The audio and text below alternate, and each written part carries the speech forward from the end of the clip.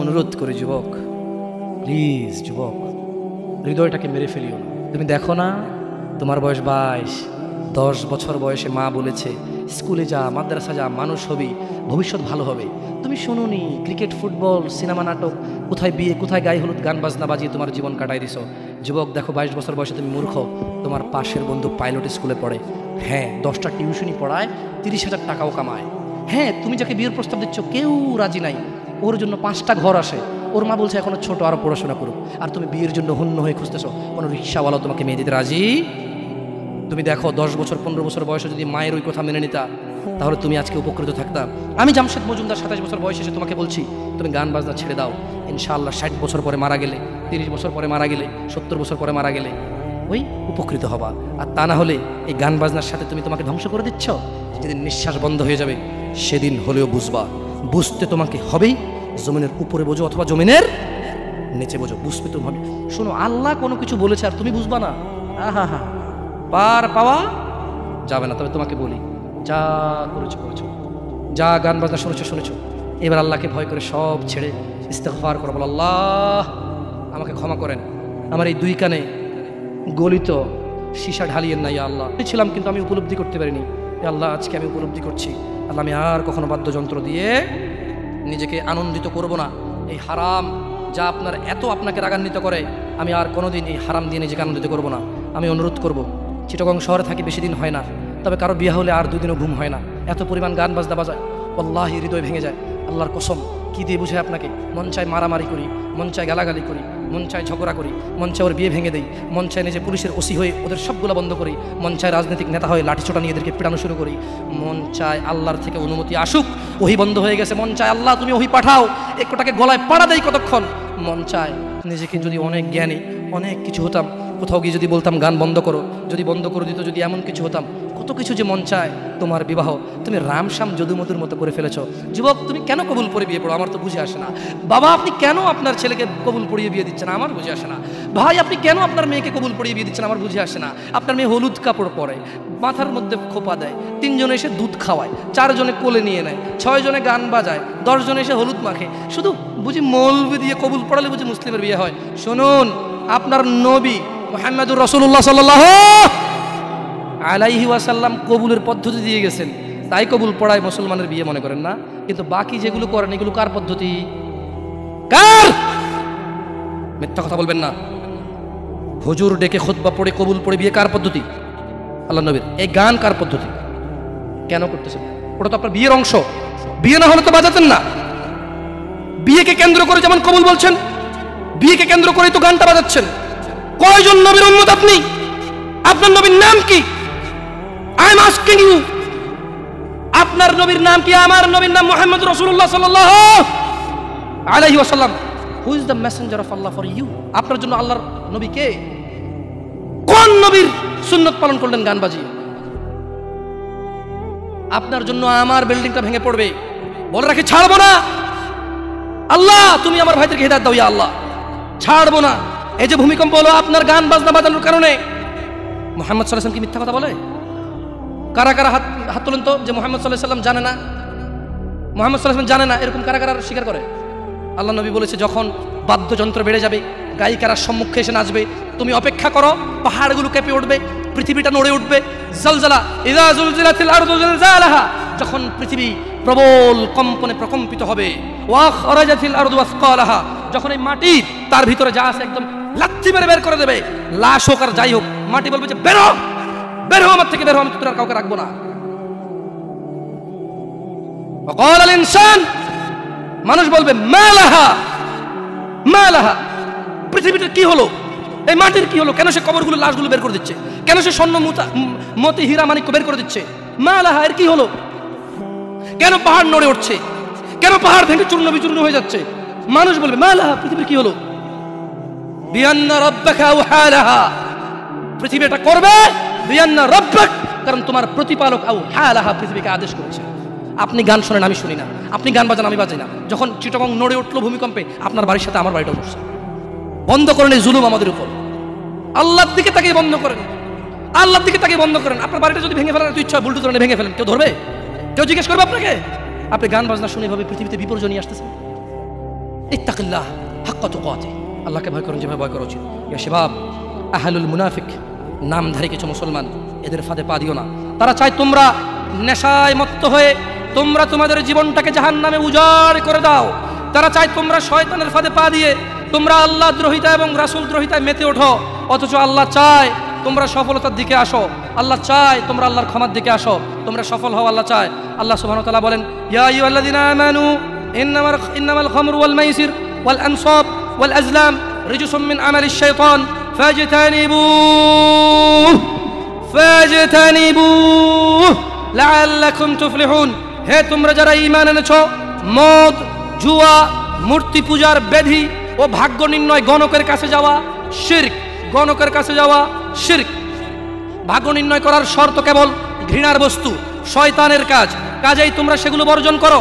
ফাজতানিবু, কাজেই তোমরা সেগুলো বর্জন করো। ইয়া শাবাব, হে মানুষ, তোমরা মদ, জুয়া, গান, বাজনা, ভাগ্য নির্ণয় করে এরকম জিনিস থেকে বেঁচে থাকো।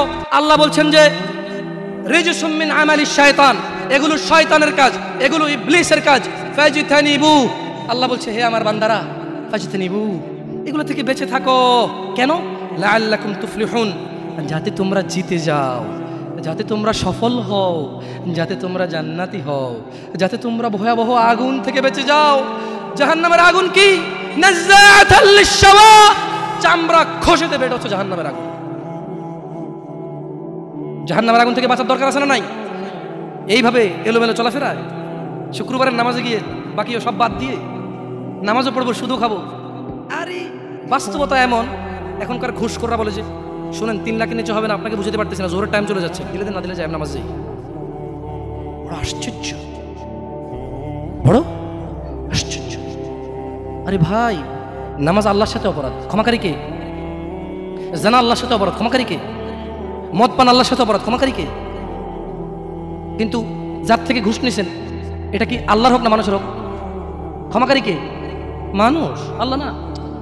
আল্লাহ ক্ষমা করবে না, আল্লাহ নিজের উপরে হারাম করে দিয়েছে এটা। আপনি যদি বলেন যে আমি 3 দিন ভাত খাবো না, পারবেন? এই ওয়াদার উপর থাকতে পারবেন? নাকি খিদের জ্বালা খেতেই হবে? আল্লাহ এতটাই ক্ষমতাবান, তিনি যদি বলেন যে আমি এটা করবো না, তিনি এটা না করে থাকতে পারেন। অনেকে বলে যে আল্লাহ চাইলে পুরুষেরটাকে মহিলা বানাইতে পারবে। আমরা বলি যে আল্লাহ চাইলে সবই পারবে, কিন্তু আল্লাহ এখানে বলেছে যে আমি চাইবই না এটা। আর আল্লাহ এত ক্ষমতাবান, আমি এটা করবো না বলে পৃথিবীর কেউ জোর করে ওনাকে করাইতে পারবে না। আমরা কথা বুঝতে পারছেন? এই জন্য মানুষের হক যে নিচ্ছেন আপনারা, আল্লাহ ক্ষমা করবে না। তো প্রশ্ন, আল্লাহ এত ক্ষমতাবান, আল্লাহ ক্ষমার মালিক না আল্লাহ? আল্লাহ এই ক্ষমতাটা তার বান্দাকে ভালোবেসে দিয়ে দিছে। হ্যাঁ বান্দা নে, তোকে দিয়ে দিলাম ইখতিয়ার, আমি আল্লাহ মিথ্যা কথা বলি না। তোর হক যে খাবে, তুই মাফ করলে সে মাফ পাবে, আমি মাফ করবো না। আমি দাখিলি দিব না জায়গায়, কি করবে না? আমি না কি গলাবো না। লা ইলাহা ইল্লাল্লাহ, সুবহানাহু, তিনি পবিত্র। তো তারা চায় তোমরা মদ, জুয়া, নেশায় ব্যতিব্যস্ত হয়ে থাকো। নামধারী মুসলিমরা চায়, মুনাফিকরা চায় এটা। কাফেরদের দোষ দিয়ে লাভ নাই, 90% মুসলমান দেশ। আপনারাই তো বলেন, তা কাফের কি করে? এখানে মদের আড্ডার মালিক মুসলমান, এখানে গানের আড্ডার মালিক মুসলমান, এখানে ডিস কেবলের মালিক মুসলমান, এখানে মানুষ মারে মুসলমানের কথা, এখানে মানুষ বাঁচায় মুসলমানের কথা, এখানে দুজনে যায় উঠা নিয়ে চলে আসে কাউকে মুসলমানের কথায়, মুসলমানের বাড়ির নিচে মসজিদ, মুসলমানের দোকানের উপরে মসজিদ, মুসলমানের ঘরের পাশে মসজিদ। মুসলমান নামাজ আসে না, কাফের দোষ দিবেন কিভাবে আপনি? সবই তো মুসলমান। তো এরা কি মুসলমান না মুনাফিক? এরা মিথ্যাবাদী। কি আপনারা মনে কষ্ট নিচ্ছেন যে আমাদেরকে গালি দিয়ে গেল? ওয়াল্লাহি ওয়াল্লাহি ভুল বুঝিয়েন না। আমি এই কথাগুলো বলে বোঝাতে চাচ্ছি, আপনি যে নামাজ পড়েন না, এটা ছাড়া বিকল্প নাই।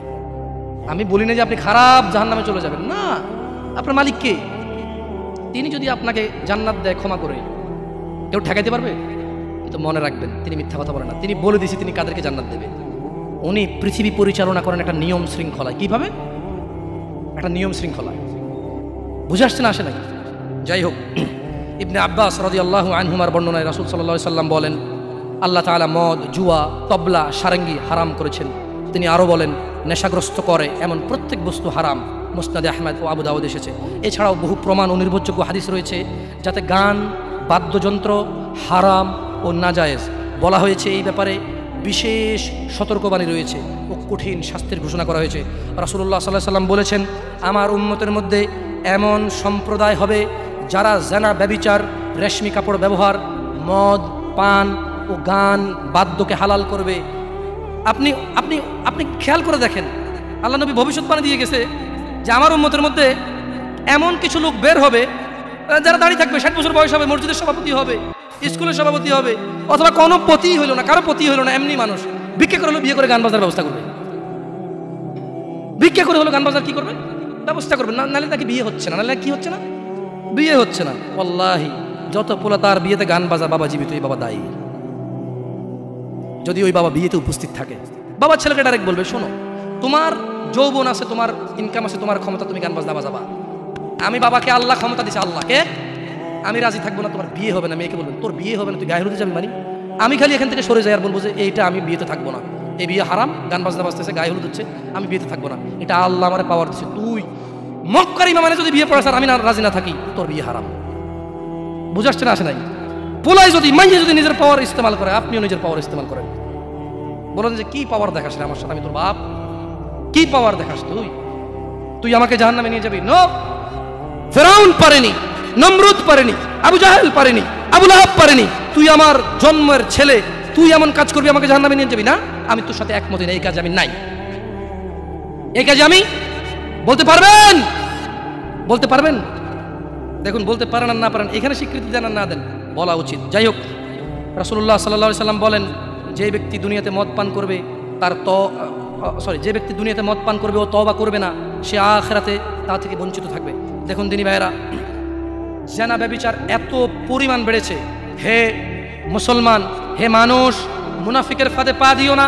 তারা চায় তোমরা বেহায়াপনা, নির্লজ্জতা, নোংরামো, অশ্লীল চরিত্রকে আপন করে নাও, যা তোমাদের দুনিয়া ও আখিরাতকে সম্পূর্ণ ধ্বংস করে দিবে, যা তোমরা তোমার নিজের ও তোমার ভবিষ্যৎ প্রজন্মের দুনিয়া ও আখিরাত অন্ধকার করে দেবে। এই ব্যাপারে আল্লাহ সুবহানাহু ওয়া তাআলা সূরা আল ইসরা বলছেন, ওয়ালা তাকরাবুজ জিনা, তোমরা জানার কাছেও যেও না, ইন্নাহু কানা ফাহিশাতাও ওয়া সাআ সাবিলা, নিশ্চয়ই এই জিনা ব্যভিচার, নিশ্চয়ই এই জিনা ব্যভিচার, নিশ্চয়ই এই জিনা ব্যভিচার অশ্লীল, অশ্লীল, অশ্লীল, অশ্লীল, নিকৃষ্ট, নিকৃষ্ট, নিকৃষ্ট আচরণ। রাসূলুল্লাহ সাল্লাল্লাহু আলাইহি সাল্লাম বলেন, জিনাকারী ব্যক্তি যখন সে জিনা করে ওই সময় তার ঈমান থাকে না। চোর যখন চুরি করে ওই সময় সে মুমিন থাকে না। মদখোর, নেশাগ্রস্ত লোক যখন সে নেশা করে ওই সময় তার ঈমান থাকে না। চিন্তা করে দেখেন তো, মদ খাওয়া অবস্থা মারা গেলে কি হয়ে মরলেন বলেন তো? যতই হজ করেন কি হয়ে মরলেন? হজ করতে কে বলছে? আল্লাহ। হজ করতে কে বলছে? মুহাম্মদ সাল্লাল্লাহু আলাইহি সাল্লাম। নামাজ পড়তে কে বলছে? আল্লাহ। নামাজ পড়তে কে বলছে? মুহাম্মদ সাল্লাল্লাহু আলাইহি সাল্লাম। ওই একই মুহাম্মদ সাল্লাল্লাহু আলাইহি সাল্লাম বলছে, চোর চুরি করার সময়, মদখোর মদ খাওয়ার সময়, জিনাকারী ব্যক্তি যতক্ষণ ওই মহিলার সাথে থাকে এর ঈমান কি? বলেন কতদিন বাঁচবেন? কে আছেন বলতে পারেন? আবারও পাইলাম না। আমি ভাবছি এতক্ষণ ওয়াজ শোনার পর একটু সাহস হবে, বলবো যে আমি এতদিন বাঁচবো।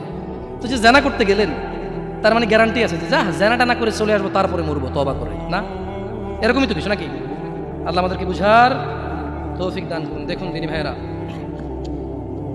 আল্লাহ সুবহানাহু ওয়া তাআলা বলছে যে নিশ্চয়ই তোমাদের ধন সম্পদ ও তোমাদের ছেলে সন্তান তোমাদের জন্য পরীক্ষা এবং তোমাদের শত্রু। কিছু কিছু ক্ষেত্রে ছেলে সন্তান ধন সম্পদ কি শত্রু। যে এই ছেলের জন্যই তো রেপ করে আসছে, আপনি বলছেন যে না আমার ছেলে নির্দোষ। 5 লাখ টাকা উকিলকে দিয়েছেন, 10 লাখ টাকা অমুককে দিয়েছেন, 3 লাখ টাকা অমুককে দিয়ে একটা মেয়ের জীবন নষ্ট হয়ে গেল, আপনি পরোয়াই করেননি। কার জন্য এটা করেছেন বলেন তো? আপনার নিজের জানা করার কারণে নাকি ছেলে? নিজের জন্য না ছেলের জন্য? হ্যাঁ, তো বলেন এই ছেলে কি শত্রু না মিত্র? এই ছেলে এই যে আপনি একটা অন্যায়কে সাপোর্ট করে গেলেন, যদি আল্লাহ আপনাকে জিজ্ঞেস করে আপনার বাচ্চা আছে, এই অন্যায়টা আপনি কার জন্য করছেন? কার জন্য? তাহলে এই ছেলেকে শত্রু না বন্ধু?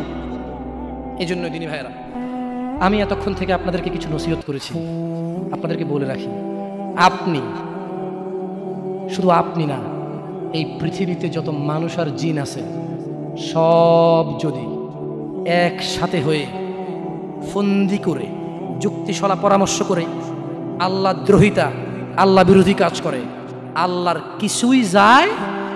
জোরে বলেন তো, আল্লাহর কিছুই যায়? এই পুরো পৃথিবীর মানুষ এবং জিন সবাই যদি একসাথে কোনো গুনাহ না করে, শুধুই আল্লাহর অনুগত্য করে, আল্লাহর যেই ক্ষমতা, আল্লাহর যেই মহত্ব, কিছুই বাড়বে কিছুই বাড়াইতে, কিছুই কমাইতে পারবেন না। আপনাকে একটা কথা বলব, নিজেকে বেশি অপরাধী মনে করিয়েন না। আপনি এত ভালো আল্লাহ পেয়েছেন, আপনি এত ভালো রব পেয়েছেন। বনি ইসরায়েলের একজন লোক 99 জন লোককে হত্যা করলো।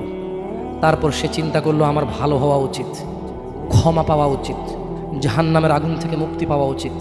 বাবা আমি এই জাহান্নাম সহ্য করতে পারবো না, কিভাবে আমি জাহান্নাম থেকে বাঁচব?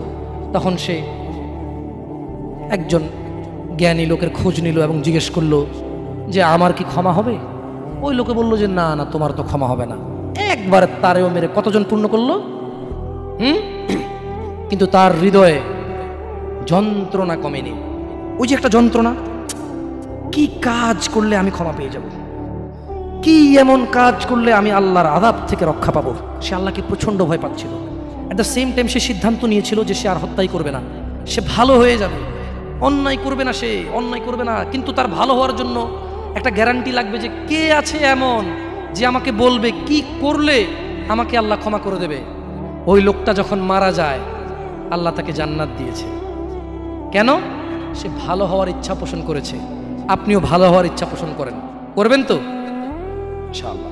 আর ভালো কখন হতে হবে? কালকে? কালকে কখন থেকে ভালো হতে হবে? না বিয়ের পরে। ভালো কখন থেকে হতে হবে? না চাকরির পরে। ভালো কখন থেকে হতে হবে? একটু দাঁড়িয়ে পাকার পরে, নাকি এখন থেকে? একটু নিজেকে প্রশ্ন করিয়েন, যখন বলবেন কালকে থেকে ভালো হয়ে যাব, মহা অন্যায় কথা। মানে আপনি নিশ্চিত গ্যারান্টি দিয়েছেন আপনি কালকে পর্যন্ত বাঁচবেন। এটা কত জঘন্যতম কথা না? আল্লাহ আমাদেরকে বোঝার তৌফিক দান করে দিন ভাইরা। একটা হাদিসে কুদসি শুনিয়ে চলে যাবো ইনশাআল্লাহ তাআলা। বক্তা এসে গেছেন মাশাআল্লাহ আলাইহি। আল্লাহ ইয়াহফাযহু ওয়া ইয়াহফাযকুম। আল্লাহ সুবহানাহু ওয়া তাআলা ফেরেশতাদেরকে ডেকে বললেন। কাকে? কাকে ডেকে বললেন? ফেরেশতাকে।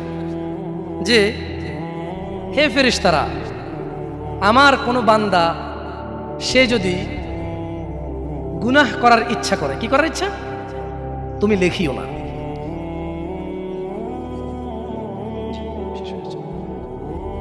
তাহলে ফেরেশতাদেরকে আল্লাহ কি বললেন? আমার কোনো বান্দা গুনাহ করার ইচ্ছা করলে তোমরা তা লেখিও না, যতক্ষণ পর্যন্ত সে না করে। যখন সে এই অপরাধ করে ফেলে তোমরা লেখিও, বাড়তি লেখিও না, যতটুকু করেছে অতটুকুই লিখবা। কিন্তু জানেন আল্লাহ আপনাকে কত ভালোবাসে? এই সেম আল্লাহ ফেরেশতাদেরকে বললেন, শোনো, আমার কোনো বান্দা যদি কোনো ভালো কিছু করার নিয়ত করে সঙ্গে সঙ্গে নেকি লিখে ফেলো। সুবহান। আমার কোনো বান্দা যদি ভালো কিছু করার নিয়ত করে সঙ্গে সঙ্গে লিখে ফেলো। সে এই কাজটা করা পর্যন্ত অপেক্ষা করার দরকার? সে নিয়ত করছে এটা করবে, মাদ্রাসা দান করবে, মাহফিলে দান করবে, মসজিদে দান করবে, সিগারেট ছেড়ে দেবে, এখন থেকে ছেড়ে দিছে, প্রতিজ্ঞা নিছে, এখন থেকে মদ খাওয়া ছেড়ে দিছে, এই এখন এই মাহফিলে প্রতিজ্ঞা নিছে, ইনশাআল্লাহ তাআলা ফজরে আমার যা হয় হয়, মসজিদ আমার চেহারা দেখবে, আমি মসজিদের চেহারা দেখব। আল্লাহ বলছে যে ফেরেশতা লিখে ফেল, লিখে ফেল। এখন কিন্তু ফজর হয়নি, তো এই লোকটা এরকম প্রতিজ্ঞা করে যদি সে মসজিদে ফজরে উপস্থিত হয়ে যায়, যদি সে মদের বোতল আসলো কিন্তু খেলো না, জুলুম করার সুযোগ আসলো কিন্তু করলো না, সে এবার এই ভালো কাজটা বলে করেও ফেলছে, রাইট? আল্লাহ বলেন যে ফেরেশতা বাড়ায় লেখ, 10 থেকে 700 গুণ বাড়িয়ে দে। ইয়া আল্লাহ, ইয়া আল্লাহ, আমরা তো এতটা অপদার্থ হয়ে গেছি, এতটা নিমুখারাম নাফরমান হয়ে গেছি, ভালো কিছু করার নিয়ত করি না। কোন হুজুর আসা ঠিক কিনা, সবাই ঠিক, তারপর শেষ, সব শেষ। না, আমাকে ঠিক বলতে হবে না, এখানে সবাইকে শুনে ঠিক বলতে হবে না, আপনি ঠিক হয়ে যান। আল্লাহ আমাদেরকে বোঝার তৌফিক দান করুন।